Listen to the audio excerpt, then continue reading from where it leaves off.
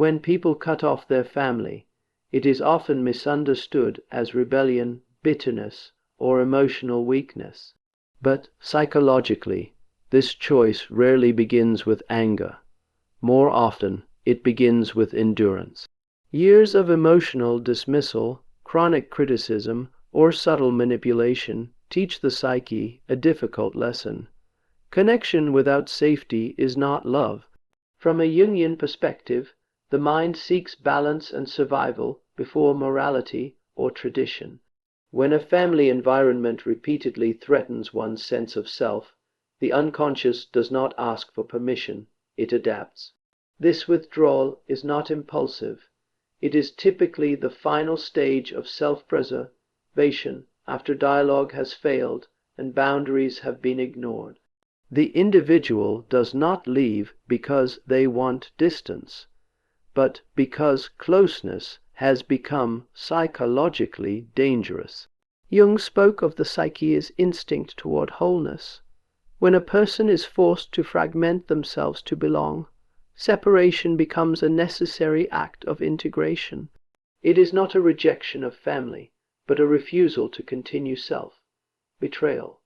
In this sense, cutting off family is less about escape and more about survival. It is the moment someone chooses psychological health over inherited obligation. And that choice carries a difficult truth worth reflecting on.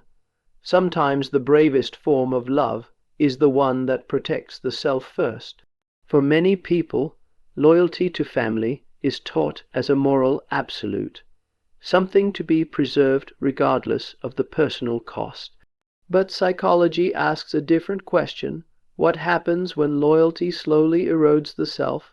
Jung understood that the greatest danger to an individual is not conflict, but unconscious compliance. When a person remains devoted to roles that deny their inner truth, the psyche begins to suffer in subtle but profound ways, through anxiety, numbness, resentment, or a persistent sense of living someone else's life. In families where love is conditional, loyalty becomes a form of self-abandonment. The individual learns to suppress thoughts, emotions, and instincts in order to maintain harmony. Over time, this suppression creates an internal split between who one is and who one is allowed to be. Jung called this the loss of individuation, the failure to become a whole, integrated person. At that point, remaining loyal is no longer virtuous. It is psychologically damaging. Walking away, then, is not a betrayal of family values, but a reclamation of identity. It is the moment someone stops mistaking endurance for integrity. And this leaves us with a difficult but necessary reflection. Loyalty that demands the death of the self is not loyalty at all. It is psychological harm disguised as duty. Another critical factor that leads people to cut off family is the slow erosion caused by repeated boundary violations. At first, these moments may seem minor dismissed feelings, crossed lines, subtle intrusions masked as concern. But psychologically, the unconscious keeps score. Each violation teaches the mind that its limits are negotiable, and over time, this creates a deep sense of emotional fatigue. The person is not overly sensitive. They are exhausted from constantly defending their right to exist as they are. From a Jungian perspective, boundaries are not walls, but structures that protect the integrity of the self. When those structures are consistently ignored, the psyche experiences a loss of safety. Attempts at communication often fail because the violation itself becomes normalized within the family system. The individual learns that explaining, negotiating, or pleading only invites further intrusion. Eventually, the mind reaches a stark conclusion. Distance is the only boundary that will be honored. This withdrawal is not dramatic. It is quiet and decisive. It is the psyche choosing stability over chaos. And here lies the insight worth carrying forward. When your boundaries are repeatedly ignored, separation is not an act of hostility.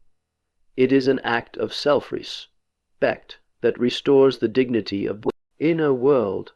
What is rarely acknowledged in conversations about cutting off family is the depth of grief that follows it. This decision is often portrayed as cold or unforgiving, yet psychologically, it is saturated with mourning. The individual is not only separating from people, but from an image, a hope, of what family was supposed to be.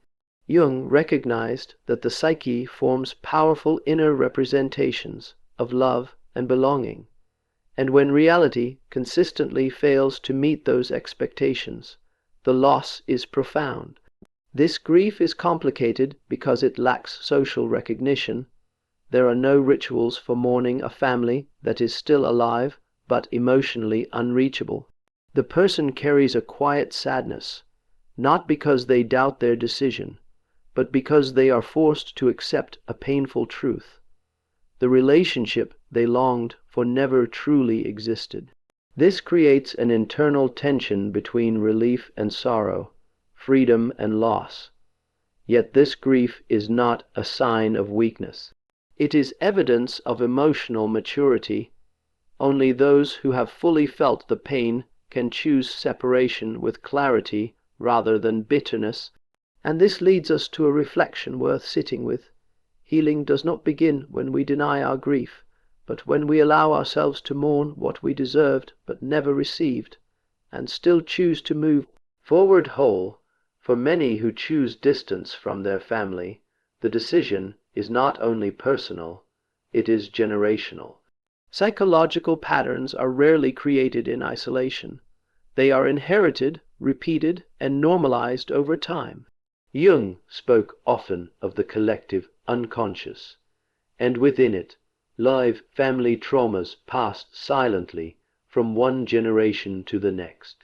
When someone becomes aware of these patterns, emotional neglect, control, shame, or unresolved rage, they face a choice: repeat what is familiar or interrupt it. Breaking generational trauma requires consciousness, and consciousness often comes with loneliness. The individual who steps away becomes the one who sees too clearly, who refuses to participate in denial. This can provoke resistance from the family system, because healing threatens the stability of dysfunction. Yet from a psychological standpoint, separation can be an act of profound responsibility. It is the decision to no longer transmit pain simply because it was inherited. This distance is not about punishment or moral superiority. It is about creating a different future, one rooted in awareness rather than repetition. And this leaves us with a truth worth acting upon. Healing is not proven by how much pain we can endure, but by how bravely we choose to end it, even if that choice begins with ourselves. Ultimately, the decision to cut off family confronts one of the deepest psychological pressures we face: the need for social approval. Society elevates family unity as an unquestionable virtue, often without examining the emotional cost required to maintain it. Jung understood that conformity offers comfort, but it also demands the sacrifice of the inner voice. When a person remains in harmful relationships to preserve appearances, the psyche pays the price through anxiety, self-doubt, and inner conflict. Choosing inner peace over social approval is rarely celebrated. It invites judgment, misunderstanding, and isolation. Yet, psychologically, it represents a decisive shift from living externally to living consciously. The individual no longer organizes their life around guilt or obligation, but around psychological truth. This is not selfishness, it is maturity. Jung believed that a person who has not differentiated themselves from the collective cannot be truly ethical, because their choices are driven by fear rather than awareness. Walking away from family expectations is, in this sense, an act of inner alignment. It is the moment one chooses integrity over acceptance, clarity over comfort. And this leaves us with a final reflection. A peaceful life is not built by pleasing others, but by honoring the quiet voice within that knows when enough is enough.